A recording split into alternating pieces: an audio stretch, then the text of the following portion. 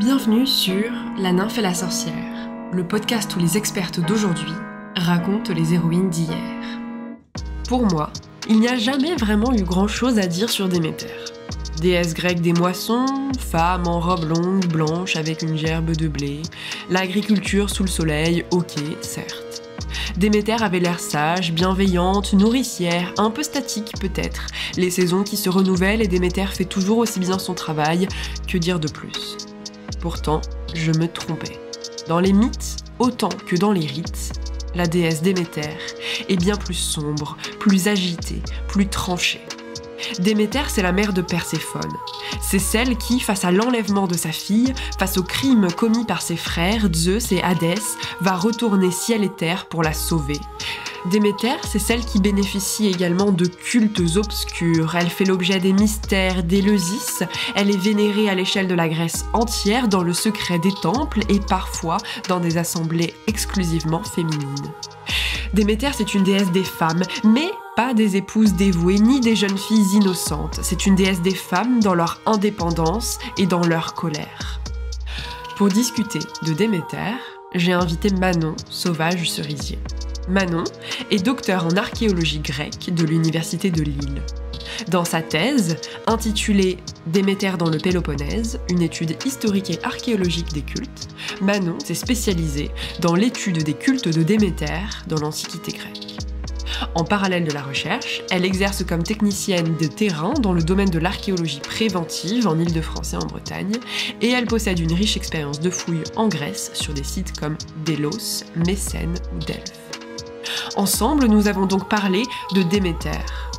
Nous avons parlé de Cronos qui mange ses propres enfants, de l'enlèvement de Perséphone par Hadès, d'agriculture, de famine, des 4 saisons, des crimes commis par ses frères Zeus, Hadès et Poséidon. Nous avons également discuté des mystères d'Éleusis, des prêtresses de Déméter, de sacrifier des porcs et de ligoter un général Sparte à un arbre, ainsi que de bandes dessinées ou de jeux vidéo. Surtout, nous avons parlé d'un duo mère-fille, de colère féminine ou de chagrin, de sacrifice en non-mixité, de la non-citoyenneté des femmes en Grèce ancienne, de la figure de la vieille folle acariâtre et de la puissance invaincue des mères. Pour tout ça, et plus encore, je vous invite à rejoindre ma conversation avec Manon au sujet de Déméter. Bonjour Manon. Bonjour. Bienvenue dans le podcast La nymphe et la sorcière. Merci. Nous sommes ici pour parler de Déméter, la déesse grecque de l'agriculture. Avant de explorer les mythes, les cultes, les réceptions, est-ce que vous pourriez peut-être en quelques mots, en quelques phrases, nous présenter, pour ceux peut-être qui l'ignorent encore, qui est Déméter ? Donc Déméter, c'est une déesse grecque qui était honorée dans l'Antiquité. C'est la sœur de divinités plus connues comme le dieu Zeus, qui est le roi des dieux, comme Héra, etc. C'est la déesse de l'agriculture, mais en fait de manière plus générale, c'est la déesse de la nature maîtrisée par l'homme, donc par opposition à Artémis qui va être la nature sauvage. Déméter, c'est la nature qui est gérée par les hommes, donc ça va être l'agriculture, ça va être les vergers, ça va être les champs, ça va être tout ce qui tourne autour de la production vraiment naturelle par les hommes. Elle a aussi des traits à la vie après la mort, parce qu'un certain nombre de ces cultes permettent d'accéder à une vie différente après la mort. Donc elle a quand même plusieurs facettes. C'est la fille de Cronos et Rhea, donc elle fait partie de la 2e génération des dieux, et c'est une divinité qui était particulièrement importante dans l'Antiquité, même si on la connaît moins aujourd'hui, parce qu'en fait elle était honorée partout où l'agriculture était pratiquée, et donc principalement par les populations populaires, qui, comme on le sait, c'est toujours le cas, composent la majorité du corps social dans l'Antiquité. Donc si on commence par sa généalogie, vous avez mentionné le fait qu'elle est donc une fille de Titan. Qui sont ses parents exactement ? Qui sont ses frères et sœurs ? Et comment se passe sa naissance ou son enfance, si on a des mythes sur le sujet ? Donc elle est la fille de Cronos et Rhea. Cronos a un mythe particulièrement célèbre parce que il a été prédit qu'il serait tué par un de ses enfants. Donc pour ne pas prendre de risque, à chaque fois que Rhea enfantait, il mangeait son enfant. Arrivée à Zeus, elle a voulu contourner le problème parce qu'elle en avait un peu marre de se faire dévorer ses enfants. Et donc elle a remplacé Zeus par une pierre. Cronos l'a mangée sans s'en rendre compte. Et elle a permis à Zeus d'être élevé loin loin de son père, et donc d'arriver à l'âge adulte. Et une fois suffisamment fort, il est revenu trouver ses parents, il a tué son père, il lui a ouvert le ventre, il a sorti ses frères et sœurs, et il leur a sauvé la vie ainsi. Donc parmi les frères et sœurs sauvés, on avait bien Déméter. C'est ça. Rhea, amoureusement domptée par Cronos, mit au jour d'illustres enfants. Hestia, Déméter, Héra au brodequin d'or, le redoutable Hadès, qui habite sous la terre et porte un cœur inflexible, le bruyant Poséidon, et le prudent Zeus, ce père des dieux et des hommes, dont le tonnerre ébranle la terre immense. Le grand Cronos dévorait ses enfants à mesure que des flancs sacrés de leur mère, il tombait sur ses genoux. Il agissait ainsi dans la crainte qu'un autre des glorieux enfants du ciel ne possédât parmi les dieux l'autorité souveraine. Car il avait appris, de la terre et d'Ouranos couronné d'étoiles, que, d'après l'ordre du destin, un jour, malgré sa force, il serait vaincu par son propre fils et détrôné par les conseils du grand Zeus. Après avoir enveloppé de l'ange une pierre énorme, Rhea la donna au fils d'Ouranos, au puissant Cronos, ce premier roi des dieux. Cronos la saisit et l'engloutit dans ses flancs. L'insensé.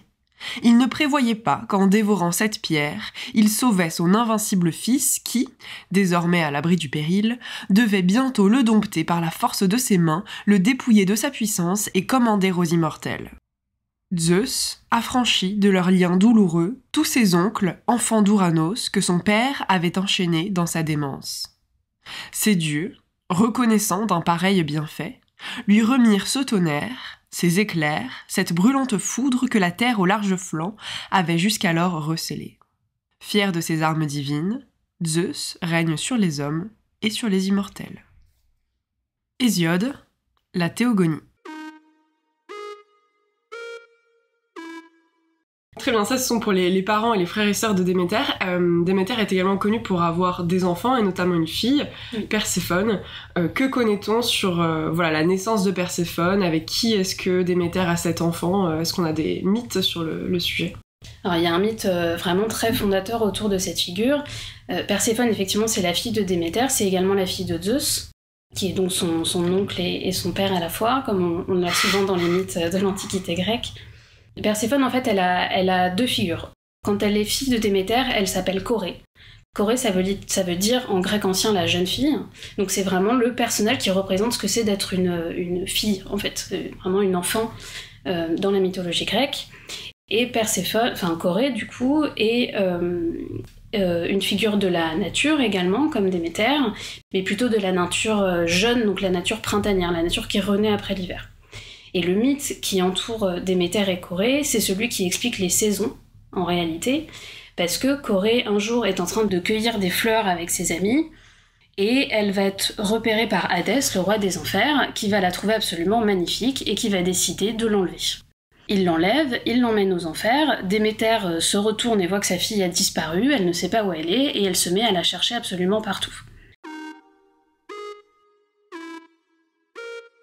Non loin des murs d'Héna est un lac profond qu'on appelle Pergus. Jamais le caïstre ne vit autant de cygnes sur ses bords. Des arbres à l'épais feuillage couronnent le lac d'un berceau de verdure impénétrable aux rayons du soleil. La terre que baigne cette onde paisible est émaillée de fleurs. Là règne, avec les zéphyrs, l'ombre, la fraîcheur, un printemps éternel. Là, dans un bocage, jouait Perséphone. Elle allait dans la joie ingénue de son sexe et de son âge, cueillant la violette ou le lys, en parant son sein, en remplissant des corbeilles, en disputant à ses compagnes à qui rassembleraient les fleurs les plus belles. Hadès l'aperçoit et s'enflamme. La voir, l'aimer et l'enlever n'est pour lui qu'un moment. La jeune déesse, dans son trouble et dans son effroi, appelle en gémissant sa mère, ses compagnes et sa mère surtout. Cependant, alarmée du sort de sa fille, Déméter la cherche en vain. Elle erre par toute la terre et sur toutes les mers, soit que l'aurore aux cheveux brillants de rosée paraisse à l'orient, soit que la nuit ramène de l'occident le silence et les ombres. Elle allume au feu de l'Etna 2 flambeaux de sapin dont la lumière guide ses pas empressés dans les froides ténèbres de la nuit. Et dès que le soleil a fait pâlir les étoiles, elle demande sa fille jusqu'au retour du soir, et jusqu'au retour du soir la redemande encore. Ovide, Les Métamorphoses, livre 5.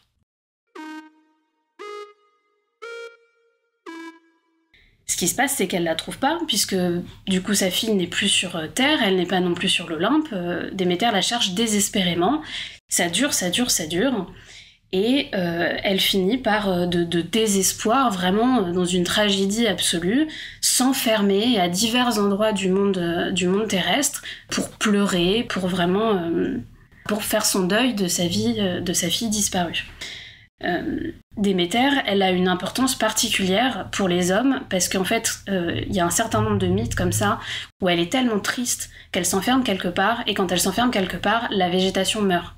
Donc en fait, les humains vont petit à petit avoir des famines qui se répandent et donc être en danger de mort. Et quand on met en danger de mort les humains, on met aussi en danger de mort les dieux, puisque les dieux n'existent et ne vivent que parce que les humains leur déposent des offrandes et les nourrissent avec différents cadeaux et différents rituels. Donc c'est un moment assez grave finalement, cette histoire. Et donc les dieux, notamment Zeus, sont alertés et se disent faut faire quelque chose vraiment là, parce que ça on arrête de nous faire des cadeaux. C'est ça. Donc il y a tout un certain nombre de figures divines. Hermès, le messager des dieux, qui est envoyé par Zeus pour essayer de trouver Déméter, pour la convaincre de revenir dans le monde, pour lui dire c'est pas grave, ça va aller, on passe à autre chose. Bien évidemment, elle ne l'entend pas. C'est une figure qui est très caractérielle. Quand elle se met dans une colère, elle se met dans une colère noire vraiment très profonde. Donc elle refuse. Les moires, qui sont les divinités de la transition entre la vie et la mort, sont aussi sollicitées, essayent de négocier avec elle. Et finalement, toutes ces personnes établissent un dialogue avec Hadès, qui, avec l'accord de Zeus, en fait, avait enlevé sa fille. C'est à ce moment-là qu'on le découvre. Et Hadès refuse de rendre Corée, qui, en tant que reine des enfers, devient Perséphone. C'est là qu'elle a ce double nom. C'est donc l'oncle qui enlève sa nièce avec l'accord de son père. C'est ça. C'est super. Donc bien évidemment, quand Déméter l'apprend, elle est pas du tout contente. Donc ça lui donne absolument pas envie de dire « Mais oui, très bien, gardez ma fille, pas de souci. »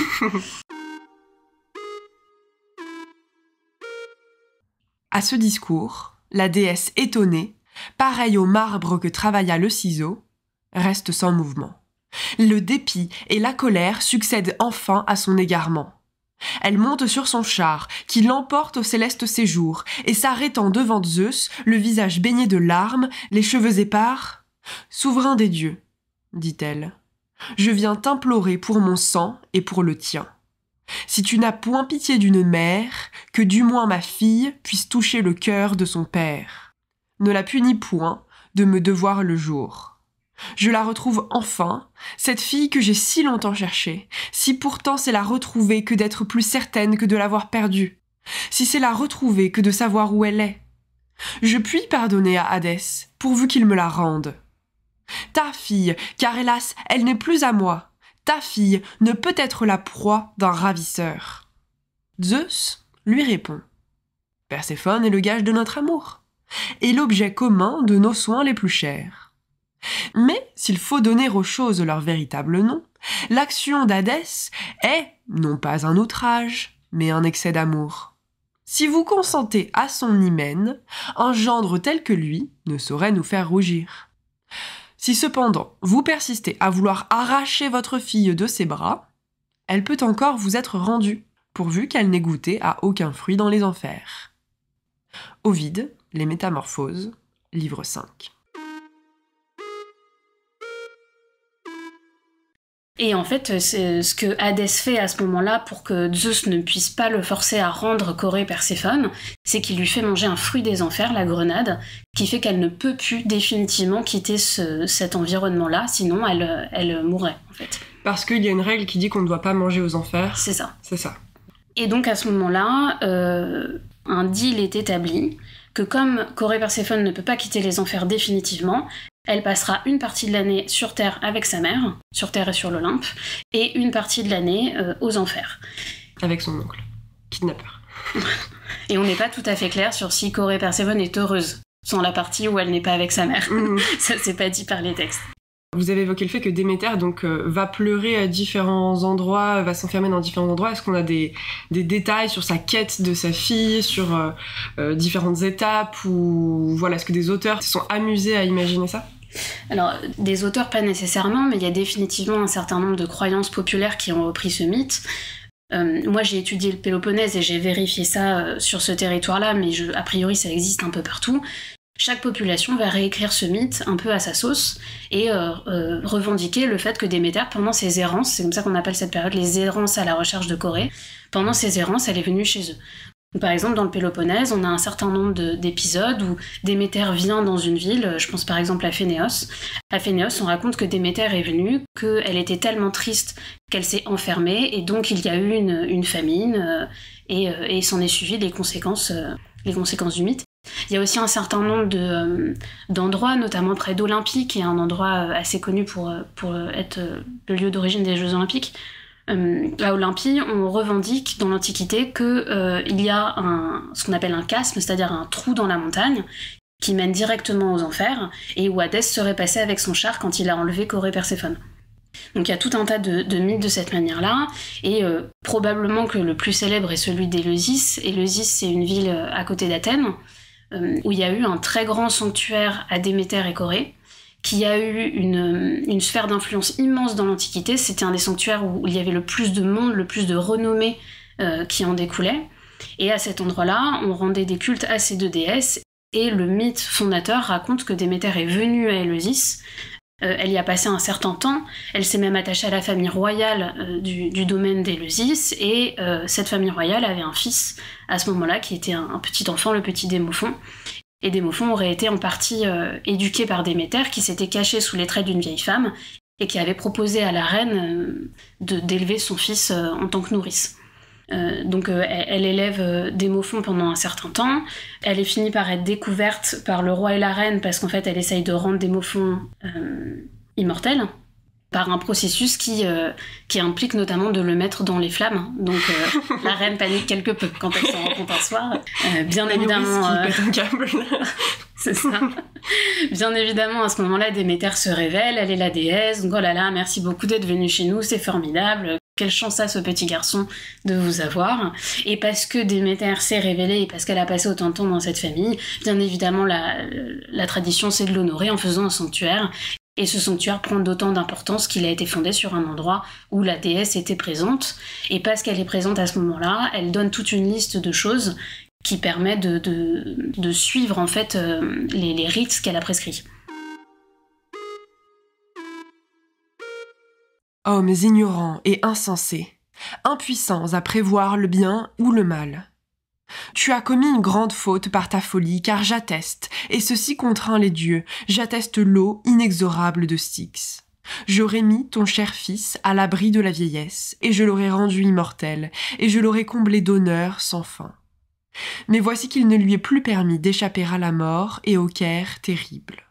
Cependant, il sera toujours honoré, car il a été reçu sur mes genoux, et il a dormi dans mes bras. Et moi, je suis Déméter très honoré, joie et grande richesse pour les immortels et les mortels. Mais allons, que tout le peuple me bâtisse un grand temple et un autel dans ce temple, sous la haute muraille de la ville, sur le Callicoros et la colline élevée. Et moi-même, je vous enseignerai mes mystères, afin qu'à l'avenir, vous me sacrifiiez selon le rite et que vous apaisiez mon esprit. Homère, Hymnes homériques, hymne 33, Déméter. Donc le sanctuaire va être mis à flanc de colline, à mi-hauteur comme elle l'a prescrit. On va faire tel type de rituel parce qu'elle les a prescrits. Ça se passera à telle période de l'année, etc. Donc ensuite, après avoir fait ses errances, Déméter retrouve Perséphone, le mythe s'arrête là. On n'a pas d'éléments mythologiques sur Déméter et Perséphone retrouvés, sur leur relations, leurs actions, leur vie, les 6 mois de l'année où elles sont ensemble. À ma connaissance, c'est pas un sujet qui a particulièrement été exploité. Moi, sur la zone que j'étudie, en tout cas, il y a pas ça du tout, c'est certain. Il n'y a pas d'endroit spécifique où elles vont vivre ensemble. Je pense que vraiment l'histoire s'interrompt à ce moment-là. C'est un peu comme dans les contes de fées où à partir du moment où on est heureux, on s'arrête. Je pense qu'il n'y a pas de suite pour ça. Oui, c'est pas si mal. Ouais. Ce mythe a des résonances concernant le cycle des saisons et l'agriculture. Ce deal-là, il explique toutes les saisons. Parce qu'en fait, à partir du moment où Corée Perséphone retourne auprès d'Hadès dans les enfers, la végétation se remet à mourir, c'est l'automne. Au plus profond de la dépression de Déméter, à qui sa fille manque systématiquement, on arrive dans l'hiver, là il n'y a plus rien, c'est le froid, c'est le désespoir. Et à partir du moment où Corée Perséphone remonte sur Terre et retrouve sa mère, c'est le printemps, la végétation renaît, revient, elle passe l'été heureuse ensemble et on recommence. Déméter inventa le soc qui déchire et féconde la terre.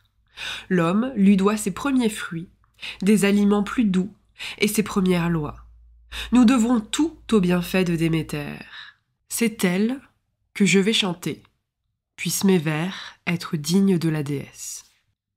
Ovide, Les Métamorphoses, livre 5. Pour finir sur l'agriculture, quels sont un peu ses attributs, la façon dont elle incarne cette fonction ? Est-ce qu'elle transmet aux humains des savoirs agricoles ? Est-ce qu'on pense que c'est vraiment par elle que découle un savoir-faire ou c'est vraiment plus parce qu'elle incarne la vie, la fertilité Alors oui, effectivement, il y a un certain nombre de mythes où les hommes apprennent l'agriculture et les techniques agricoles, soit d'elle, soit dans des autres dieux qui découlent d'elle. Par exemple, elle a d'autres enfants dont je connais moins bien la généalogie, pour être honnête, mais par exemple, il y a Triptolème. Triptolème, ça veut dire qui est labouré 3 fois en grec ancien. Et lui, par exemple, va aller à certains endroits pour distribuer les savoirs agricoles que sa mère lui a enseignés. Il y a d'autres endroits où les populations revendiquent d'avoir appris certaines techniques agricoles de la part de Déméter elle-même. Il y a aussi des endroits où il va y avoir par exemple un fruit ou une légumineuse particulière qui est que dans cette région, et donc comme c'est une particularité, on va assez facilement revendiquer que c'est Déméter qui l'a amené elle-même. Par exemple, il y a une population où elle a apporté la fève elle-même, c'est pour ça qu'il y en a là et pas ailleurs. Est-ce qu'on a des représentations de Déméter ? Quelle apparence elle a ? Quels attributs peut-être est-ce qu'elle a L'attribut principal de Déméter, je pense, et pour ceux qui la connaissent aujourd'hui, c'est celui-là qui est le plus célèbre, c'est l'épi de blé. Sur la plupart des représentations, soit elle va avoir un épi de blé dans les mains, soit elle va avoir une couronne d'épi de blé qui est entrelacée dans des tresses de cheveux, quelque chose d'assez joli, un peu à l'image des couronnes de laurier qu'on peut connaître pour les vainqueurs des concours sportifs dans l'Antiquité. Mais finalement, dans les représentations qu'on a, c'est assez varié parce qu'en fait, quand on parle des divinités grecques aujourd'hui, on parle toujours de telle déesse ou de tel dieu, mais en fait, c'est des figures qui sont multiples dans l'Antiquité. Il n'y a pas une Déméter, il y a une Déméter dans chaque cité où elle est honorée, dans chaque village où elle est honorée, et à chaque fois, elle peut avoir une identité qui est vraiment très variable. Par exemple, moi, dans le Péloponnèse que j'ai étudié, l'épi de blé, il n'est pas très présent finalement.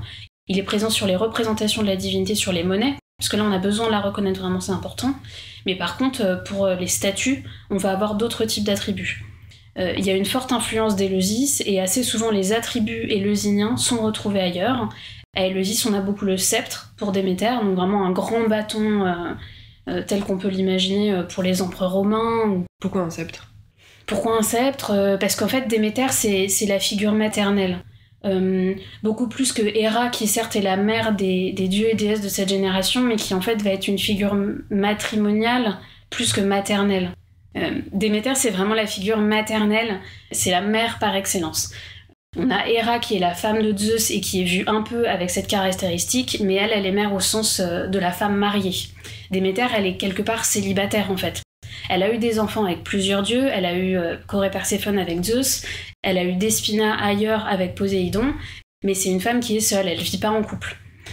Ça c'est important, mais donc elle a que ce rôle de mère, elle a pas ce rôle de femme mariée, et c'est pour ça qu'elle est la mère de la nature quelque part, qu'elle est la mère nourrissante, celle qui apporte les céréales, l'agriculture, etc. Est-ce que c'est une déesse mère ? Est-ce qu'on l'a qualifiée de déesse mère ? Oui, vraiment. Oui, c'est la déesse mère, c'est ça. Déméter, en fait, ça veut dire mère, c'est ça. Méter, en grec, ça veut dire mère. Donc c'est vraiment une caractéristique qui est importante pour elle. Et de ça découle le deuxième attribut éleusinien, qui va être la corne d'abondance. Donc c'est une espèce de corne, un peu comme une corne de vache, dans laquelle on trouve des vraiment de la nourriture en abondance, en fait. De la nourriture ou des éléments précieux. Et donc elle la tient pour montrer que c'est elle qui nourrit, c'est elle qui donne toute chose. Elle a la source de toute chose qu'on a pour se nourrir. Oui, donc elle n'est pas juste la déesse de l'agriculture au sens les techniques, mais vraiment au sens de tout ce qui pousse, enfin toutes les graines sont par sa volonté. C'est ça, c'est elle qui donne le fruit, c'est elle qui donne la céréale, c'est elle qui donne ce qui est la base de l'alimentation aujourd'hui, là où Dionysos va être celui qui donne la boisson, qui donne le vin, l'alcool, etc. Elle, c'est le cœur de l'alimentation. On a rapidement mentionné d'autres enfants qu'a eu Déméter. Est-ce qu'on en sait davantage sur certains ou... Alors il y a une figure qui est vraiment très intéressante qui prend sa source dans la région d'Arcadie, qui est une région centrale du Péloponnèse. Donc le Péloponnèse, c'est la péninsule qui est accrochée au continent grec au niveau de l'isthme de Corinthe. Despina, ça veut dire maîtresse en grec ancien. Elle a un rôle qu'on maîtrise pas bien, parce que comme il est très régional, on n'a pas énormément d'écrits qui parlent d'elle. On a beaucoup de mythes qui nous sont racontés par des auteurs qui sont postérieurs, notamment Pausanias, qui est un auteur romain du IIe siècle après Jésus-Christ, qui en fait se promène dans le monde grec et écrit, raconte tous ses voyages, tous ses déplacements, et notamment il va décrire les traditions orales qu'il entend par les locaux, et il nous raconte que Déméter, pendant ses errances, alors qu'elle est dans le Péloponnèse à la recherche de Corée, elle va tomber sur Poséidon, qui va chercher se forcer à elle, et qui va finir par réussir à la violer sous la forme d'un cheval, qu'il a pris pour la poursuivre. Elle se fait donc violer par son frère. Tout à fait. Comme Zeus, finalement. Hein. Bon, après, il y a quelques personnes qui réfléchissent sur la façon dont on interprète les mythes aujourd'hui et la manière qu'on a d'essayer de se réapproprier le mot de viol et de dire, en fait, c'est ça qui se passe. Quand on dit, avec cette jolie formule en grec ancien, il se force à elle et il s'unit à elle, c'est un viol, en fait. Hein, c'est ça que ça veut dire. Mais il y a un certain nombre de personnes qui ont essayé de discuter un peu ça, de détricoter ça, d'essayer d'y trouver quelque part un anachronisme pour expliquer qu'en fait ces mythes-là, on n'en a pas forcément des traces par des auteurs qui étaient, alors pas contemporains, ça n'a pas de sens de dire contemporains des mythes, mais qui étaient en tout cas vivants avec des contemporains grecs antiques. Souvent c'est des auteurs romains qui racontent ces histoires. On connaît beaucoup Ovide qui parle des métamorphoses, notamment il y a Pausanias également qui est à peu près dans ces siècles-là. Et peut-être que ça pourrait être les Romains qui essayent d'exprimer les mythes d'une manière différente et qui, eux, auraient rajouté cette composante de violence. Moi, je suis pas sûre qu'il faille partir là-dedans. Je pense que dans tous les cas, comme vous le répétez à chaque fois, c'est un frère qui va aller sur sa sœur, qui va essayer d'enlever sa nièce, qui va en faire sa femme. Il y a de toute façon une violence qui existe dans ces histoires-là. Donc moi, ça me choque pas de parler de viol, au contraire. Donc, moi, c'est le terme que j'emploierais en tout cas. Donc Poséidon se transforme en jument, il viole Déméter sous cette forme-là.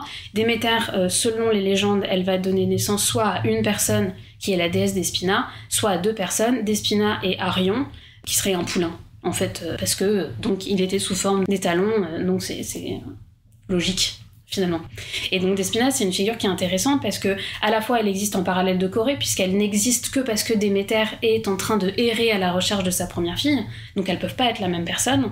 C'est donc pendant l'errance de Déméter à la recherche de Perséphone que Poséidon viole Déméter. C'est ça. Et que naît cette seconde fille. Okay. Voilà, donc si elle est triste parce qu'elle est en train de chercher sa fille, c'est que sa fille existe déjà, donc c'est pas une figure qui va remplacer. Et Despina existe vraiment en parallèle. En revanche, en Arcadie, on honore très peu Corée, parce qu'on a déjà Despina. Donc il y a quand même toujours cette dualité mère-fille. Donc on revient au fait que Déméter, vraiment, elle a le rôle de la mère, c'est hyper important. Elle est honorée seule en tant que déesse agricole, mais elle est beaucoup honorée avec une de ses filles. En Arcadie, il y a aussi une légende qui dit que Artémis est la fille de Déméter. Donc c'est très... ça bouge beaucoup les mythes, en fait. Il y en a une pluralité immense. Et on ne sait pas toujours pourquoi une région a décidé que telle personne était l'enfant de telle personne, c'est pas toujours clair. Mais on sait que pour eux, en tout cas, il y avait un certain nombre de traditions orales qui choquaient pas. C'était possible que tout ça existe, puisque, encore une fois, comme les divinités étaient multiples, Déméter pouvait être la mère d'Artémis à un endroit, et de Despina à un autre, et de Corée à un autre.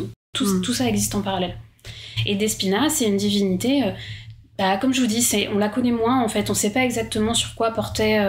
ses attributions, on sait qu'elle reprend un peu ces schémas éleusiniens parce que quand elle est représentée dans certains temples très importants, c'est elle qui a le sceptre.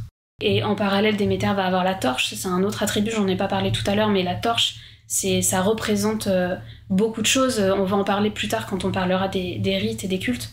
Mais est-ce qu'il y a aussi le fait de chercher sa fille dans les ténèbres des enfers ou alors, pas du tout? Dans les ténèbres des enfers, non, mais par contre, il y a cette idée elle va errer jour et nuit. Donc effectivement, la torche, c'est la lumière qui guide quand on recherche quelque chose, mais c'est aussi dans les rites la lumière qu'on cherche quand on fait des rites secrets sous le couvert de la nuit. Okay. Il y a un peu plusieurs choses derrière cette torche. Donc voilà, Despina, elle a ce rôle à la fois c'est une divinité principale en Arcadie, potentiellement plus importante que Déméter, et en même temps elle est importante parce qu'elle est sa fille et qu'elle est née en Arcadie, donc c'est une divinité qui est vraiment autochtone. Et elle a des rites par contre qui vont être assez similaires à ceux de Déméter ailleurs, avec des rites secrets, mystériques, etc. Ce qui est intéressant, c'est que dans tous les cas, Déméter est associée à une fille et on a toujours cette forme de duo mère-fille très important. Ce mythe de Perséphone et Déméter, c'est donc un mythe sur l'agriculture, les saisons. Pour moi, c'était aussi un peu un mythe sur la colère. Vous avez beaucoup utilisé le mot tristesse, enfin, elle est triste, elle pleure, etc. Dans la vision que j'en avais, c'était plutôt, elle est hyper en colère et du coup, la terre arrête d'être cultivée, il y a la famine. Est-ce que Déméter, c'est une déesse aussi colérique ? Est-ce qu'on a des mythes, des chants, des textes sur cette colère ou est-ce que c'est vraiment la tristesse ? Même si, bon, les deux peuvent être liés, évidemment, mais... Moi, je dirais que la tristesse intervient d'abord, et c'est à partir du moment où elle est triste que la terre tombe en désuétude, et c'est au moment où la terre tombe en désuétude que les dieux commencent à discuter avec elle, qu'elle apprend que sa fille a été enlevée par Hadès, et là, elle part dans la colère vraiment très forte. Donc, pour moi, la mort de la végétation intervient avant la colère, mais effectivement, c'est une déesse qui est très colérique. J'ai un nombre incalculable de mythes où elle s'enferme dans une caverne parce qu'elle est super en colère, notamment après le viol de Poséidon. Il y a 2 étapes. D'abord, elle est Déméter Mélena, Déméter la noire, donc elle est dans une colère noire, c'est très imagé ce nom-là qu'on lui donne. Ensuite, elle est Déméter au bain, parce qu'elle va aller se laver de cet affront dans le fleuve local qui est le Ladon. Et ensuite, elle va être Déméter Erinis. Donc Déméter Erinis, c'est aussi la colère. Les Érini, on connaît ces divinités qui sont les divinités de la colère. Donc on donne ce nom-là à Déméter tellement elle est vraiment... un synonyme de colère, n'importe lequel, énervée, je ne sais pas, oui, tellement Déméter est furieuse, on lui donne ces noms-là et elle va rester en colère jusqu'à temps qu'on lui donne satisfaction.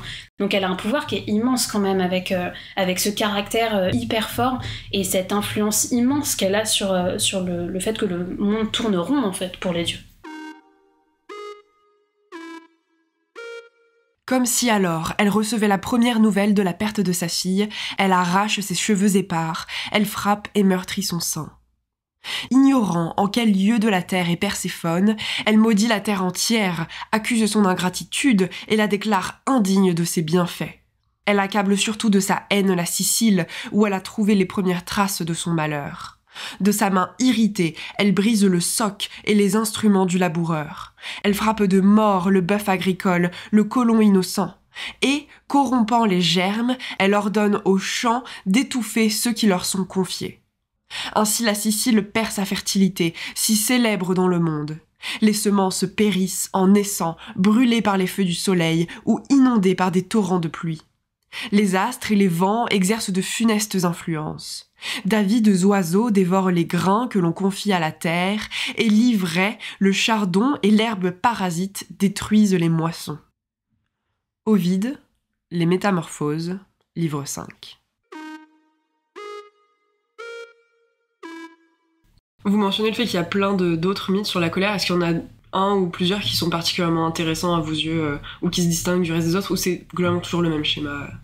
Globalement, c'est toujours le même schéma. La différence, c'est que elle va être soit reçue par une population et ça va pas se passer comme elle le souhaite et donc elle va être en colère, soit va y avoir comme ce que je viens de raconter sur Poséidon où il y a un affront qui lui est fait, que ce soit Poséidon qui la viole, que ce soit qu'elle apprenne que Hadès s'est permis d'enlever sa fille avec l'accord de son père, et où là, du coup, elle est extrêmement en colère parce qu'elle espère obtenir quelque chose.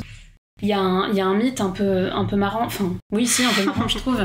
Elle va à Hermione, qui est une petite ville sur la côte sud du Péloponnèse, où elle est devenue une figure principale. C'était la divinité qu'on appelle Polyade, c'est-à-dire que c'est la divinité principale de la cité, celle qui était protectrice, qui avait les plus grands festivals, cérémonies, etc. À Hermione, les locaux racontent qu'elle est venue et que le roi de l'époque a refusé l'hospitalité. Et c'est quelque chose qui ne se fait pas, particulièrement parce qu'il y a le risque que quand on refuse l'hospitalité à quelqu'un, ce soit en fait une divinité qui soit cachée sous ses traits. Manque de bol, c'est ce qui se passe. C'est Déméter qui est cachée sous ses traits. Et avant qu'elle se révèle, la fille de Kolontas, donc Kolontas qui refuse l'hospitalité à Déméter cachée sous les traits d'une mortelle, la fille de Kolontas, qui s'appelle Ctonia, va apporter son aide à Déméter et justement, elle l'accueillir chez elle. Déméter est furieuse de l'affront qu'on lui a fait, elle va mettre le feu, elle va incendier la maison de Kolontas, elle va partir avec sa fille et elle va donner tous les honneurs à sa fille, elle va lui faire fonder son culte, qui sera du coup un culte éponyme, le culte de Déméter Ctonia, qui va avoir un temple immense en haut d'une colline, et c'est comme ça que Déméter devient la divinité principale de cette ville d'Hermionie, parce qu'elle est venue sur place et qu'elle leur a donné tout ça grâce à cette figure de Ctonia qui a sauvé l'affront qui avait été fait par Kolontas. Elle est en colère, est-ce qu'elle se venge des personnes qui lui ont fait affront? Donc là, en l'occurrence, elle brûle le palais.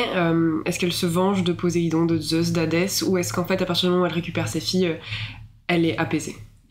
Alors, je pense qu'il faut distinguer ces deux figures parce que Kolontas, c'est un mortel, c'est un humain. Donc elle a un pouvoir sur lui qui est indéniable.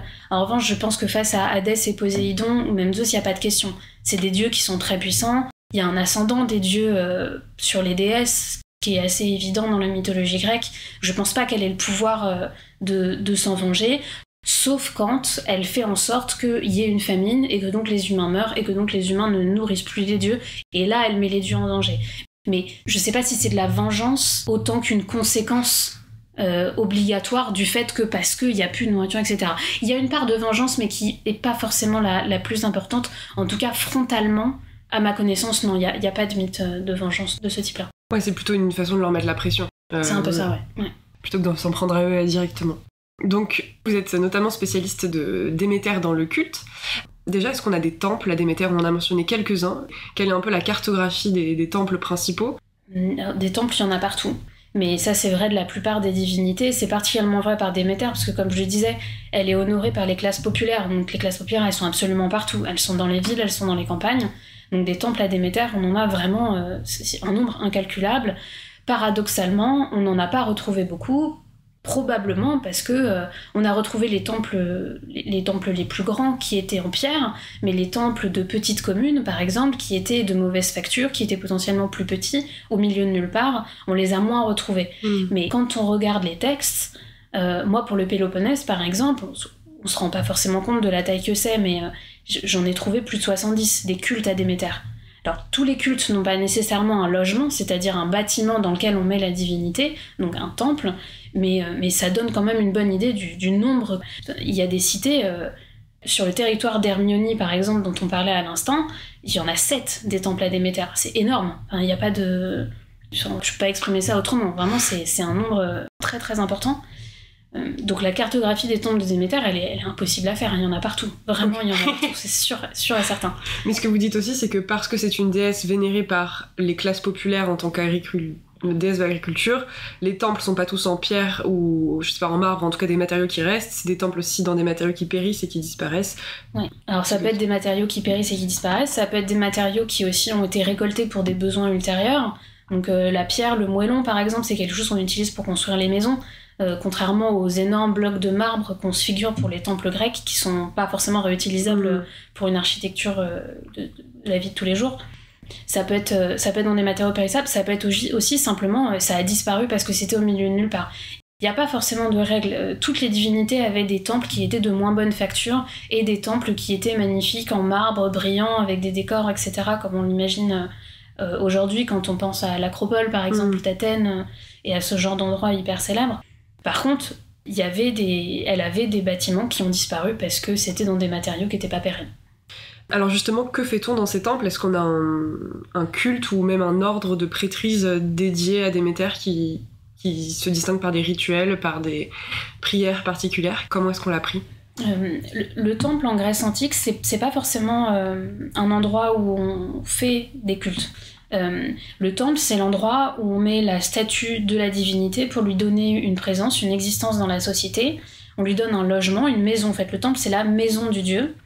Donc on va pas forcément faire des rituels à l'intérieur. On a des exemples de ça, mais c'est pas la règle la plus commune. On a des temples de Déméter, par exemple, où le sacrifice animal, qui est d'un des moments clés du culte dans l'Antiquité, est fait à l'intérieur du temple. Ce sont des choses qui existent, mais c'est pas la règle, vraiment. Et les cultes, ils vont éventuellement impliquer un certain nombre de cérémonies qui vont avoir notamment une procession qui va aller vers le temple. Au moment où on va faire le sacrifice à l'avant du temple, sur l'autel qui souvent est dans l'alignement avec l'entrée. Mais c'est pas spécifiquement à l'intérieur. Je pense que ce qui est le plus important dans les cultes à Déméter, c'est de connaître les mystères. Les mystères, c'est un culte qui a fasciné un grand nombre de personnes à l'époque moderne et contemporaine. Il y avait un secret, il y avait un tabou. On ne sait pas ce qui composait ces cultes. On a un certain nombre d'indices, un certain nombre d'éléments qu'on a pu deviner au fur et à mesure, grâce à un certain nombre de textes, des textes qui ont été écrits par des contemporains, qui ont été rapportés par des auteurs à l'époque romaine, qui ont été recopiés dans des manuscrits médiévaux, etc. Mais on ne connaît pas vraiment le cœur de ce rituel-là, parce que c'est pour ça que ça s'appelait les mystères, les mystéria. On n'a pas le droit de divulguer le secret des cultes de Déméter. Déméter a donné elle-même la recette de cette cérémonie, les étapes à suivre, les éléments à sacrifier, à offrir, et on n'a pas le droit de le divulguer, sauf si on est initié au mystère, et entre initiés, on a le droit d'en parler. Mais sinon, voilà, il y a un secret qui entoure ça. Les éléments qu'on a, c'est que c'est un certain nombre de personnes qui se réunissaient à une périodicité qui est variable. À Éleusis, qui étaient les mystères les plus connus, mais vraiment, il y avait une renommée immense des mystères d'Éleusis dans l'Antiquité, partout dans le monde grec et dans le monde romain, à tel point que l'empereur Adrien va venir y participer. Donc c'est une grosse cérémonie. Les mystères d'Éleusis se passent tous les 4 ans, on a ce qu'on appelle les grands mystères, donc une cérémonie plus importante, et tous les 2 ans, les petits mystères. Donc une cérémonie qui est tout aussi célèbre, mais qui par contre va prendre peut-être un peu moins de temps, un peu moins de gens, d'argent. Donc ce qu'on sait, c'est cette périodicité qui est variable. Au niveau du contenu, vraiment, on a très peu d'informations. On sait qu'il y a ce collège d'initiés, qui peut être des hommes ou des femmes, qui peut être même mixte ou non mixte, qui vont se réunir, souvent dans des endroits soit isolés, pour qu'on puisse pas voir ce qui se passe, puisque, encore une fois, c'est secret. Donc isolé géographiquement, j'entends par exemple dans la campagne, dans la forêt, il y a l'élément naturel qui peut venir protéger ces rites-là, soit à l'intérieur de la ville, derrière de hauts murs, qui vont permettre de dissimuler ces rituels, et parfois encore plus dans une forêt, derrière de hauts murs, et en pleine nuit, pour être sûr que vraiment on ne voit pas tout ça. Et là on revient à la torche, qui est un symbole donné à Déméter aussi pour ça, parce que les rituels, un certain nombre de rituels qu'on fait en son honneur peuvent se dérouler la nuit, et donc on a besoin d'éclairage. C'est là qu'interviennent les lampes, les torches, etc. Donc Déméter est au centre des mystères d'Éleusis. Oui. Est-ce que Perséphone a une place également dans ces mystères ? Oui, Éleusis est vraiment tourné vers le binôme Déméter-Corée. Perséphone, c'est vraiment le nom qu'on lui donne en tant que déesse des enfers. Quand on lui rend des cultes sur Terre, le plus souvent c'est Corée quand même dont on parle. Okay. Perséphone, c'est le nom qui est resté parce qu'en fait, à l'époque moderne, il y a un certain nombre de personnes qui vont reprendre ce mythe-là, l'illustrer dans la peinture classique, je dis moderne, mais en fait à toutes les époques, dans la peinture classique, dans la sculpture, et souvent on va parler de Perséphone, parce que je pense que c'est un nom qui fait rêver un peu plus pour les peintres et les sculpteurs de cette époque-là. Mais le culte d'Éleusis, il est tourné vers Déméter et Corée, la mère et la fille. Est-ce qu'on a d'autres formes de fêtes, de cultes qui impliquent Déméter-Perséphone, notamment cette histoire de fête réservée aux femmes mariées, il me semble ? Il y a des fêtes réservées aux femmes mariées, effectivement. Il y a des fêtes qui sont réservées aux jeunes filles également, aux femmes tout court. Il n'y a pas toujours ce statut marital, mais oui, il y a la fête des thesmophories qui est très connue, qui est une forme de mystère, en fait, qui est connue sous un autre nom. Les thesmophories, c'est la fête agricole par excellence, là où les mystères, on s'y initie, les mystères d'Éleusis par exemple, mais il y en a vraiment partout dans le monde grec des mystères. Les mystères d'Éleusis, on y est initié pour accéder à une qualité de vie différente après la mort. Les thesmophories, c'est vraiment une fête qui célèbre le cycle agricole. On a un certain nombre de fêtes comme ça, dont je connais pas forcément le nom parce qu'il y en a toute l'année. On va fêter les semis, on va fêter les récoltes, on va fêter les labours, on va fêter vraiment toutes les étapes de la vie agricole. Et les thesmophories, c'est une fête qui est assez particulière, qui est effectivement réservée aux femmes mariées, qui était célébrée à plein d'endroits du monde grec. On en a des traces dans plein de textes, dans plein d'inscriptions. Donc là où à Éleusis on célèbre Déméter éleusinienne, pendant les thesmophories on célèbre Déméter thesmophoros. Et donc à Déméter Thesmophoros, les femmes se réunissent pour faire un certain nombre de rituels qu'on connaît pas bien, parce qu'il y a quand même un peu ce truc secret, encore une fois, parce que c'est une fête de femmes, donc les hommes n'y ont pas leur place. Si les hommes n'y ont pas leur place, ils n'ont pas vraiment à savoir ce qui s'y passe. Mais le rituel principal qu'on connaît pour les thesmophories, c'est une pratique qui va paraître un peu barbare, mais qui explique aussi un peu à quel point les femmes prennent des droits dans ce type de fête où elles sont enfermées en non-mixité. Le rituel principal, c'est de d'égorger des porcelets en l'honneur de Déméter, de verser le sang dans des énormes gouffres qu'on appelle des mégaras, et une fois qu'on a fait cette étape-là, on jette les porcelets dans le gouffre, on les laisse putrifier pendant un certain temps, et ensuite, une fois qu'ils sont devenus en fait du compost, comme on dirait aujourd'hui, on les récupère et on les répartit dans les champs pour faire pousser mieux les végétaux. Oui, bon, c'est pas si barbare, ça fait sens. Donc on a parfois certains rites ou certaines fêtes seulement entre femmes en non-mixité, pour utiliser un terme d'aujourd'hui. Qu'est-ce que cette religion en non-mixité pouvait représenter à l'époque, à la fois pour les femmes, le fait de les faire sortir de la maison pour se rassembler que entre elles peut-être, et puis pour les hommes, est-ce qu'ils acceptaient d'être exclus finalement de ces pratiques ? Les femmes dans l'Antiquité, elles avaient beaucoup ce truc, alors en dehors des femmes pauvres qui devaient travailler, il y avait beaucoup ce truc où elles étaient enfermées dans la maison, donc gynécées, à aller participer à ces rites, qui parfois duraient plusieurs jours, hein. Elles partaient pendant 3 jours de la maison, elles dormaient sur place, il y avait des tentes, elles faisaient leur nourriture. Pendant longtemps, on a cru que les femmes pratiquaient pas le sacrifice dans les rituels, mais si, elles étaient seules, il n'y avait pas d'hommes qui étaient là, donc forcément le sacrifice, elles le faisaient eux-mêmes. On a des récits où il y a des hommes qui montent par-dessus les murs du sanctuaire en pleine nuit pour aller surprendre les femmes et les attraper. Et les femmes se défendent, elles prennent les broches à rôti, elles prennent les couteaux, elles se battent contre eux, elles gagnent. Elles se retrouvent à attacher un général spartiate hyper connu à un arbre parce qu'il a essayé de les avoir et qu'elles ont gagné en fait. Mais on n'est jamais tranquille en fait, c'est fou ça. C'est hallucinant. Ok, donc des hommes essaient quand même de se taper l'incruste dans les... Il y a plusieurs histoires comme ça, ouais. Alors, c'était pas forcément, entre guillemets, que dans une volonté de déranger à cet endroit-là, c'est plus... Ça se passe dans le cadre d'une guerre de territoire, donc c'était une idée de gagner du territoire, parce qu'en fait, les sanctuaires, c'était des marqueurs territoriaux qui étaient importants. Là, le sanctuaire dont je parle, il était à la frontière entre la Messénie et la Laconie, donc voilà, c'était une manière de récupérer du territoire que de gagner un sanctuaire. On va pas forcément détruire le sanctuaire à ces périodes-là, au contraire, juste on va le récupérer pour soi. Mais il y a quand même cette idée de c'est un corps armé masculin qui est rentré dans ce sanctuaire où il y avait que des femmes qui étaient pépouses en train de manger leur cochon et qui se sont pas laissées faire. Et ça, je trouve ça fou. Incroyable. Ouais, c'est une chouette histoire. Ça donne envie d'y assister, ouais. Ah ouais, vraiment. Donc on retrouve les textes d'une prêtresse qui aurait divulgué le contenu des mystères.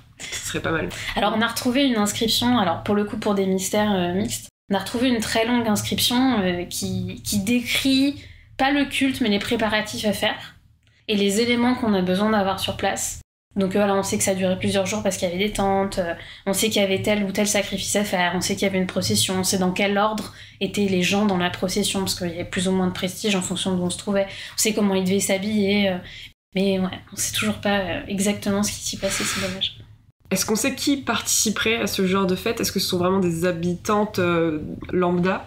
Est-ce que c'est une forme d'élite ? Est-ce que c'est réservé à des religieuses ? Ou est-ce que là aussi c'est mystérieux ? Alors, c'est pas réservé à des religieuses. Il y a un corps cultuel, vraiment il y a un personnel religieux qui est soit permanent, soit temporaire et qui va gérer ces fêtes-là. Dans ce personnel religieux, il y a des femmes, ça c'est certain. Pour ce qui est de la classe sociale, je pense que c'est indéniable que toutes les classes sociales y participaient. En revanche, il y a une certaine invisibilisation des classes pauvres parce que ce ne sont pas elles qui laissent les traces écrites. Et ça, c'est vrai pour absolument toutes les thématiques, je pense, dont on peut parler en ce qui concerne l'Antiquité, mais aussi les périodes suivantes. Les classes pauvres, elles ne font pas les inscriptions qui sont affichées dans la ville, sur l'agora ou sur les temples. Elles ne laissent que des inscriptions sur des matériaux pauvres, par exemple la terre cuite. Et donc c'est vrai qu'on a cette impression d'une espèce d'élite, particulièrement à l'époque romaine, qui prend part dans le culte de Déméter à une période où la renommée d'Éleusis est telle que le culte de Déméter devient un espèce de... Comment on pourrait dire ? Il y a un prestige qui va attirer les classes riches et particulièrement l'élite sociale et politique Et si on participe à ces fêtes-là et si on fait partie de ce culte-là, on a une renommée particulière et on a des traces dans les textes de femmes de hauts dirigeants ou de hauts mécènes qui sont prêtresses de Déméter, parce que vraiment c'est la classe en fait. On peut pas faire mieux quand on est une femme, on peut pas avoir un rôle plus important. Alors justement, on parle de prêtresses. Est-ce qu'on a des prêtresses liées à Déméter ? Est-ce qu'on a des informations sur des prêtresses liées à Déméter et sur leur fonction, attributs, rôle, vie ? Alors, des rôles, elles peuvent en avoir vraiment plusieurs. Prêtresse en lui-même, c'est un rôle. Effectivement, il y a beaucoup de prêtresses de Déméter. C'est indéniable qu'il y avait une majorité de prêtresses que de prêtres. Vraiment, je dirais pas que les prêtres étaient rares, parce que par exemple, à Éleusis, le rôle le plus important du clergé, il est occupé par un prêtre. En revanche, il y a vraiment beaucoup de prêtresses. Elles dominent le personnel cultuel de Déméter, je pense, partout dans le monde grec. En fait, les femmes avaient un rôle tellement important dans les cultes de Déméter que certains chercheurs ont parlé d'une citoyenneté religieuse. Donc à une époque où les femmes, elles ne sont pas citoyennes, ça n'existe pas. Les hommes sont citoyens et on peut être femme de citoyen au mieux, mais on n'a pas de statut juridico-social à ce niveau-là pour les femmes. Par contre, quand elles deviennent prêtresses de Déméter, ce sont des cultes qui sont tellement importants, tellement essentiels et centraux dans la société, qu'elles arrivent à un prestige qui est très important et à avoir du coup une place dans le corps social qui est très importante aussi. Et je pense qu'on peut pas nier qu'on donnait pas une importance aux femmes qui étaient telles, parce que citoyens c'était particulier, on participait à la vie politique, la démocratie découle de ça. Les femmes elles participaient pas à la vie politique, par contre le religieux était tellement important qu'elles atteignaient un statut qui était particulier. Mais le statut religieux et le statut politique c'est deux choses différentes. Est-ce qu'on a des sources sur les vies de ces femmes prêtresses, sur à quoi pouvait ressembler leur quotidien ? Est-ce qu'il y avait des règles à suivre, des injonctions, des devoirs particuliers ? Pas tant. Il y a un certain nombre de réglementations qui étaient spécifiques à la sphère religieuse et à la sphère religieuse concernant les divinités féminines. C'est pas spécifique à Déméter, mais je sais que dans les cultes de Déméter, il y avait un certain nombre d'injonctions à ne pas porter des vêtements trop riches. Donc, par exemple, on va avoir le vêtement ne peut pas excéder 20 oboles pendant tel culte. Il peut pas y avoir telle couleur ou tel type de broderie, il peut pas y avoir d'objets qui sont plus lourds que tel poids en or, etc. Et ça vaut autant pour les prêtresses que pour les fidèles qui viennent dans les rituels. Avant de parler donc de Déméter dans l'histoire, on a mentionné différents auteurs. Est-ce qu'on a des sources, textes antiques, on a dit qu'on pouvait pas dire contemporains entre guillemets, mais voilà, en tout cas antiques, grecs et romains, principaux sur Déméter? Est-ce qu'on a des poèmes, des hymnes, des pièces de théâtre qui parlent de la déesse? Oui, alors il y a ce qu'on appelle les hymnes homériques qui ont été attribués à Homère, cet auteur célèbre qui a écrit l'Odyssée, l'Iliade, etc. En fait, ce sont des poèmes qu'on lui a attribués, mais qui vraisemblablement ne sont pas du tout dus à la même personne. Homère, c'est une figure qui est très particulière parce que son existence fait énormément de débats, on ne sait pas à quelle période il aurait vécu. Vraisemblablement, il n'a pas non plus inventé ces histoires-là. Mais en tout cas, on donne son nom à un certain nombre d'écrits. Et notamment, il a écrit des hymnes homériques, enfin des hymnes tout court, qui sont dédiés à toutes les figures divines principales. Et notamment, il y a l'hymne homérique à Déméter, qui est en fait ce qui nous rapporte le mythe dont on a parlé au début de l'épisode, de l'enlèvement de Corée, des errances de Déméter, et qui se termine sur le cycle des saisons. Moi, dans ma thèse, j'ai beaucoup utilisé Pausanias, parce que comme il va de ville en ville, il raconte tous les mythes qu'on raconte sur place. Il prétend pas les inventer, il raconte ce qu'on lui a dit sur place, et ne serait-ce que parce qu'il l'écrit, c'est bien qu'on lui a raconté de cette manière-là, donc c'est que ça existe quelque part. Concernant l'hymne homérique, c'est un hymne écrit à une déesse ou à des dieux. Ça aurait été chanté, quelle serait un peu l'utilité d'un tel texte? Est-ce qu'on peut se l'imaginer ou c'est trop loin? Oui, c'était chanté, c'est un poème, donc c'est sûr que ça a pu être mis en musique. Ça peut être des textes un peu comme on a à l'église aujourd'hui, ça peut être des bouts de textes qui sont lus par le prêtre ou la prêtresse au moment des rituels. On sait aussi qu'il y avait probablement des représentations théâtrales qui pouvaient reprendre une partie de ces mythes-là, une partie de ces textes. Dans les mystères, c'est une des théories qu'on a, qu'à un certain moment, une prêtresse ou un prêtre ou n'importe qui des membres du personnel religieux incarnerait Déméter, Corée et Hadès et rejouerait l'enlèvement, ce moment vraiment clé du culte. On sait que les mystères tournaient à peu près autour de ce mythe-là, donc peut-être rejouer éventuellement le moment où Déméter est sous les traits d'une mortelle et vient à Éleusis, elle est présente, il y a le petit Démophon aussi, et ça pouvait être joué également. Alors, Déméter, après l'Antiquité, que devient-elle ? Est-ce qu'elle reste dans la mémoire, dans les productions, à travers le Moyen-Âge, la Renaissance ? Est-ce qu'on a des sources là-dessus ? Déméter, c'est une figure qui n'a pas, à mon sens en tout cas, qui n'a pas marqué énormément. Je saurais pas dire pourquoi. Peut-être qu'elle n'avait pas la gloire que d'autres divinités pouvaient avoir. Peut-être qu'on s'est aussi davantage tourné soit vers Vénus, Aphrodite, parce que... en fait, je pense que pour le dire crûment, c'est beaucoup les hommes qui ont fait l'art par la suite, ou en tout cas les traces qu'on en a, c'est beaucoup les hommes, donc on a un regard masculin.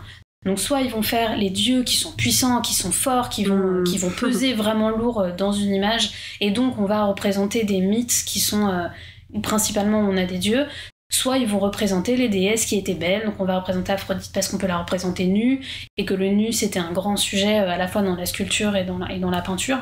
Ce qui est intéressant quand même, je trouve, c'est que Déméter, elle a gardé autour d'elle pendant très longtemps en Grèce cette espèce d'éclat qui était dû au tabou et au mystère qui tournait autour de ces cultes. Et notamment, il y a une histoire un peu marrante. Éleusis, c'est un site qui a été énormément fouillé. Il a été redécouvert suite à un tremblement de terre au 19e siècle. Et en fait, ce qui est rigolo, c'est qu'il y a eu un glissement de terrain suite à ce tremblement de terre, ce qui a fait qu'un bout de statue est réapparu. Et Éleusis, on n'a jamais perdu l'idée que c'était à cet emplacement-là que ça se situait, et qu'il y avait des rites qui étaient hyper importants dans l'Antiquité qui se déroulaient à cet endroit-là. Et en fait, quand ils ont vu cette tête de statue féminine émerger de la terre, ils ont pensé que c'était une statue de Déméter. Et donc, il y a eu tout un espèce de fantasme qui s'est passé à Éleusis à cette période-là. Déméter est ressortie de terre, elle nous appelle, il faut qu'on fasse quelque chose. Et donc, ils ont commencé les fouilles, ils ont installé une petite église orthodoxe à cet endroit-là, et ils ont repris les mystères de Déméter. Ils ont réorganisé ce culte parce que Déméter était sortie de terre à cet endroit-là. Alors, ce qui est d'autant plus marrant, c'est que ça persiste, ça perdure aujourd'hui. On a encore des mystères à Éleusis une fois par an à l'automne. Enfin, c'est hallucinant quand même que ça existe. Il y a encore un rite. Alors, il a été repris par l'Église orthodoxe, mais ça reste un rite païen quand même au départ. C'est fascinant, je trouve. Mais comment est-ce qu'ils ont repris les mystères, mais vu qu'on sait pas ce qui s'y passait ? Parce qu'ils ont repris les codes de l'Église orthodoxe, en fait. Donc il y a cette procession. On sait qu'il y avait dans l'Antiquité une procession qui allait de Athènes jusqu'à Éleusis, donc ils ont repris cette procession-là. Et puis voilà, on a en substance, on sait ce qui se faisait dans les rituels grecs. Donc ils vont apporter des offrandes, ils vont apporter des petits gâteaux, ils vont apporter... Alors on sacrifie plus d'animaux, mais il va y avoir un sacrifice qui va être végétal par exemple, ou alimentaire. On va faire des prières en grec, donc la langue grecque moderne, c'est la langue grecque antique quasiment, hein, vraiment, les similitudes sont énormes. Donc ils reprennent ce genre de choses, simplement ça va être les prières actuelles, qui vont évoluer avec le temps. Hein, Et alors, la dernière anecdote avec cette histoire, c'est qu'en fait, grâce aux fouilles, on s'est rendu compte que c'était pas une statue de Déméter qui avait été déterrée, c'est une statue qu'on appelle une cariatide. Vous savez, ces statues de femmes qui remplacent les colonnes sur certains temples grecs. Et donc, on s'est rendu compte que c'était une cariatide parce qu'ils ont trouvé la deuxième. Mais la statue de culte de Déméter, on n'en a pas retrouvé la tête. Donc, elle a dû partir avant ça, à une autre période. Incroyable. Et donc, aujourd'hui encore, on a une forme de culte à Déméter, mais en version chrétienté orthodoxe. C'est ça. Donc c'est plus vraiment un culte à Déméter, c'est un mystère d'Éleusis, donc plutôt orthodoxe finalement, c'est plus païen, mais ça se passe sur le lieu où se passaient les mystères de Déméter. Alors bien évidemment que le prêtre actuel, il prétend pas honorer Déméter, je pense pas que son nom soit donné dans les prières, mais par contre ils ont pleinement conscience qu'ils sont dans un héritage direct avec l'Antiquité grecque et qu'ils sont sur ce lieu hyper important de la religion antique. Incroyable. Ouais, c'est fou.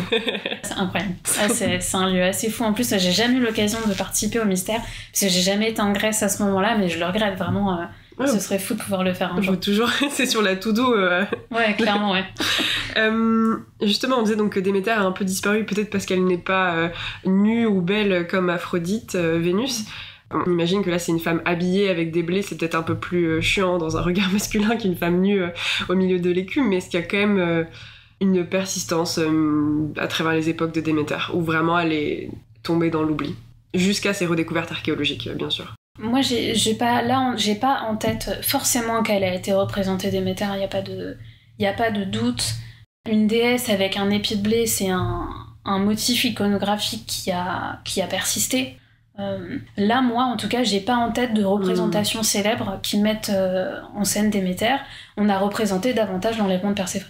Oui, comme beaucoup de rapts qui sont adorés dans l'histoire de l'art. C'est ça. C'est vrai que c'est pas le premier épisode où on mentionne ça. Le dernier épisode était sur Hélène de Troie et c'est vrai que voilà. Exactement pareil. Le rapt d'Hélène, le rapt des Sabines, enfin bon. Tout à fait. Déméter, d'un point de vue féministe, comment est-ce qu'on peut repenser cette histoire aujourd'hui ? Alors évidemment, il ne s'agit pas de plaquer des théories et de faire des anachronismes, mais comment est-ce que d'un point de vue féministe, on peut lire cette histoire, notamment son histoire avec Corée Perséphone ? Qu'est-ce que ça peut nous dire aujourd'hui quand on y réfléchit ?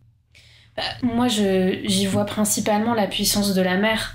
Il y a des tas de textes qui ont été écrits récemment là-dessus. La puissance invaincue des mères, c'est vraiment quelque chose de fort dans ce mythe.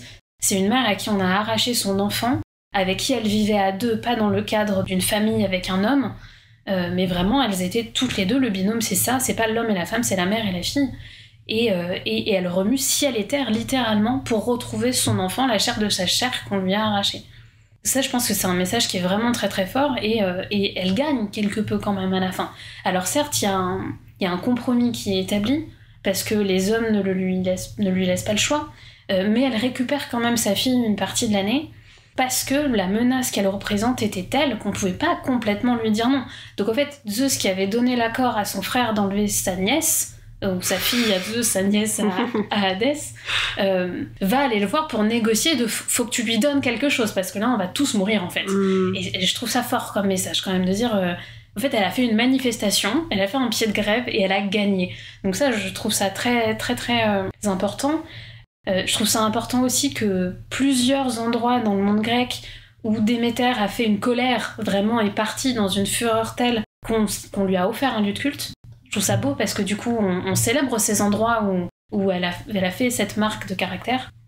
Et puis je pense aussi qu'on peut pas négliger le fait qu'en dehors des mythes, dans les rites effectifs, il y avait des rites qui étaient en non-mixité. Je trouve ça hyper important. On sait pas ce qui s'est passé, mais c'était des femmes qui se réunissaient sous le couvert de la nuit dans des forêts pour célébrer des rituels ensemble. Je trouve ça dingue. Qu'est-ce qui s'y passait à cet endroit-là ? J'aurais aimé y être, j'aurais aimé voir. On peut partir... Enfin, vraiment, on peut tout imaginer de l'orgie totale à simplement des femmes qui se racontent ce qui va pas dans leur vie et qui reprennent une place de pouvoir à un endroit un peu caché, mais qui était probablement très important pour elles. Enfin, moi, je crois, on n'a pas forcément de texte de gens qui disaient « c'était merveilleux d'y aller, c'était génial, on adore être entre nous ». Donc j'extrapole, mais je vois pas comment elles ont pas pu se dire que c'était trop bien de se retrouver entre elles. Comment ces rites seraient nés autrement que par cette nécessité d'avoir un espace qui les faisait sortir de la maison ?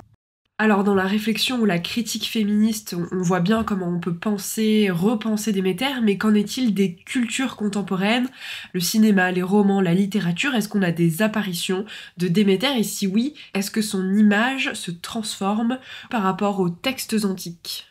Moi vraiment, à chaque fois que je lis quelque chose, des romans inspirés de la mythologie grecque, des séries télévisées, des films, je cherche Déméter systématiquement, et elle apparaît très très peu, et quand elle apparaît, souvent, pas toujours, mais souvent, c'est la vieille meuf.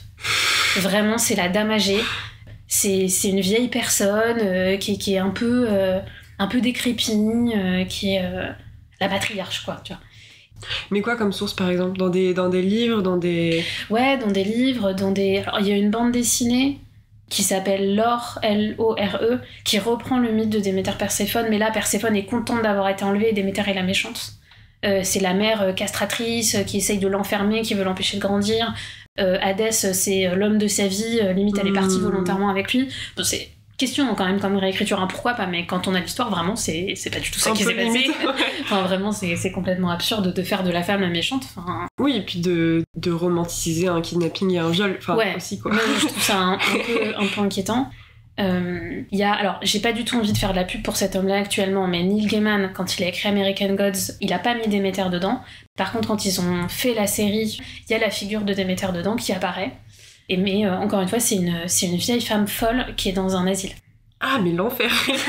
C'est chaud. Enfin, vraiment. Ouais. Alors, l'histoire Pauvre montre Déméter. qu'elle s'y planque un peu, parce qu'en fait, comme ils yoyotent tous autour d'elle, en fait, ils la suivent, elle leur fait faire n'importe quoi. Donc, ils font un peu des rituels en son honneur sans s'en rendre compte. Mais malgré tout, c'est une vieille meuf, quoi. Une vieille folle dans un C'est asile. dingue, quoi. Ouais. Alors que elle montre à un moment donné, elle fait comme ça, tout le monde va mourir, parce qu'il n'y a plus aucune végétation autour, quoi. Enfin, Oui, donc elle est passée de la déesse super puissante, mère de l'agriculture, de la vie, de la mort, à la vieille femme un peu boring, tout ça parce qu'elle est pas une vierge effarouchée, C'est ça. ni un sex symbole. en fait, j'ai l'impression que sa figure, elle a été un peu invisibilisée par Hécate. Hécate, déesse de la magie, qui est d'ailleurs beaucoup liée à Déméter et Perséphone. Selon les auteurs, c'est elle qui informe Déméter de l'enlèvement de sa fille, ou bien elle l'accompagne la chercher, ou alors, à l'inverse, elle tient compagnie à Perséphone dans les enfers, voire elle la ramène en la guidant à travers l'obscurité vers la surface.